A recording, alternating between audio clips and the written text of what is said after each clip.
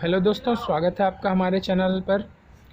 अब हम शुरू करने वाले हैं छत्तीसगढ़ का जीके, जिसके अंतर्गत सबसे पहले हम छत्तीसगढ़ का इतिहास पढ़ेंगे। और ये जो जीके है वो हम लुसेंट जीके से पढ़ने वाले हैं, जो कि अपने आप में ही सारगर्भित है। तो इसमें से जो भी टॉपिक हैं, जो भी पॉइंट है, उन सबको हमें ध्यान से पढ़ना पड़ेगा और इनको छोड़ना नहीं है। तो चलिए शुरू करते हैं। सबसे पहले हम लोग देखेंगे परिचय। एक छोटा सा परिचय दिया हुआ है। तो प्राचीन काल में इस क्षेत्र को यानी कि छत्तीसगढ़ को दक्षिण कोसल के नाम से जाना जाता था। इस क्षेत्र का उल्लेख रामायण और महाभारत में मिलता है। 6ठी और 12वीं शताब्दियों के बीच सरबपुरीय, पांडुवंशी, नागवंशी और सोमवंशी शासकों ने इस क्षेत्र पर शासन किया।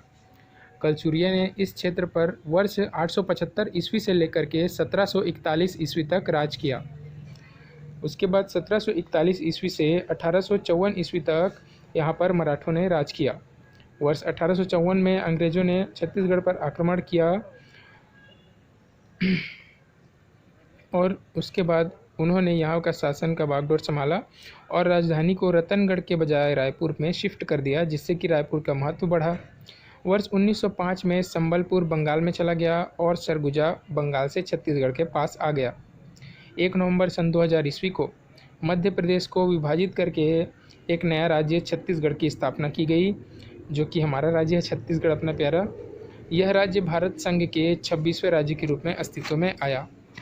तो यहाँ पे हमें कौन कौन सी मुख्य टॉपिक्स के बारे में पता चलता है, तो वो है कि प्राचीन काल में छत्तीसगढ़ को दक्षिण कौशल कहा जाता था।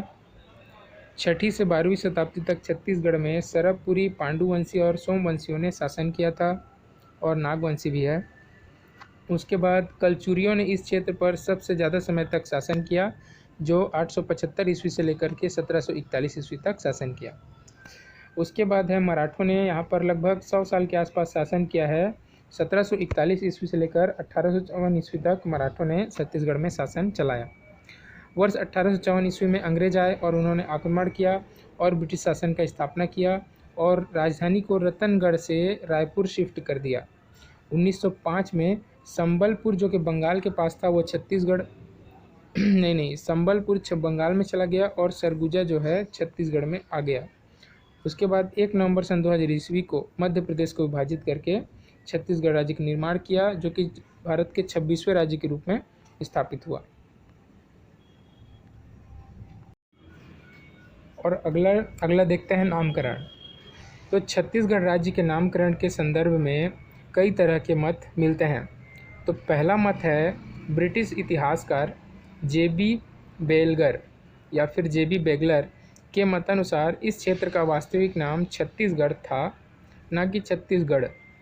जरासंघ के राज्य क्षेत्र के दक्षिण की ओर 36 दलित चर्मकार परिवारों ने जिस क्षेत्र को बसाया उसे छत्तीसगढ़ कहा गया, जो कालांतर में विकृत होकर छत्तीसगढ़ बन गया। इनका कहने का मतलब है कि इसका नाम छत्तीसगढ़ था और इसे बोलते बोलते धीरे धीरे इसको छत्तीसगढ़ बोला जाने लगा। दूसरा है कि कई इतिहासकारों के अनुसार छत्तीसगढ़ चेदीसगढ़, चेदियों का राजनीतिक केंद्र, से बिगड़कर बन गया छत्तीसगढ़। तीसरा है कि अधिकांश इतिहासकारों ने मान्यता दी है कि कलचुरी हैवंशी राजपूत साम्राज्य के समय में इस क्षेत्र में छत्तीसगढ़ यानी कि 36 दुर्ग हुआ करते थे। राज्य के रतनपुर शाखा के अंतर्गत 18 गढ़ और रायपुर शाखा के अंतर्गत 18 गढ़ थे, इसलिए इस क्षेत्र का नाम छत्तीसगढ़ पड़ा। गढ़ों के आधार पर हुआ छत्तीसगढ़ का नामकरण सर्वाधिक लोगों के द्वारा मान्यता प्राप्त है।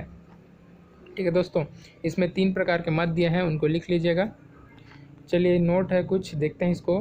तो रायपुर गजेटियर 1973 ईस्वी में छत्तीसगढ़ों यानी कि किलों की स्थिति बताई गई। इसके अनुसार 36 गढ़ों में से 18 गढ़ शिवनाथ नदी के उत्तर में अर्थात रतनपुर राज्य अंतर्गत आते थे तथा 18 गढ़ शिवनाथ नदी के दक्षिण में अर्थात रायपुर राज्य अंतर्गत आते थे।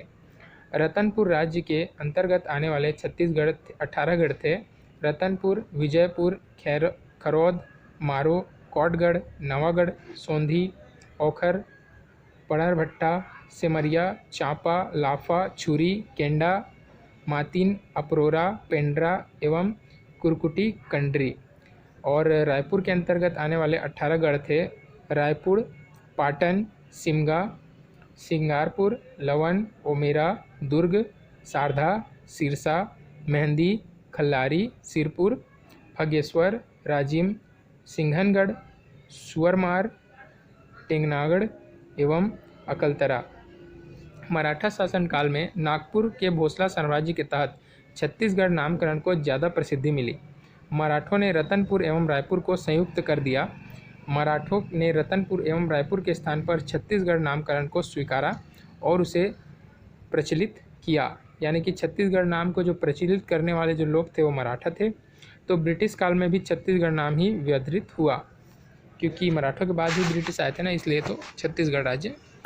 तो इसमें आपको देखना है क्या, इसमें आपको देखना है कि 36 में से 18 गढ़ शिवनाथ नदी के उत्तर में थे, अर्थात रतनपुर राज्य के अंतर्गत, और 18 गढ़ जो है शिवनाथ नदी के दक्षिण में जाते और रायपुर राज्य के अंतर्गत आते हैं। इसको आपको पूरा लिख लेना है और एक बार रिवीजन कर लेना है।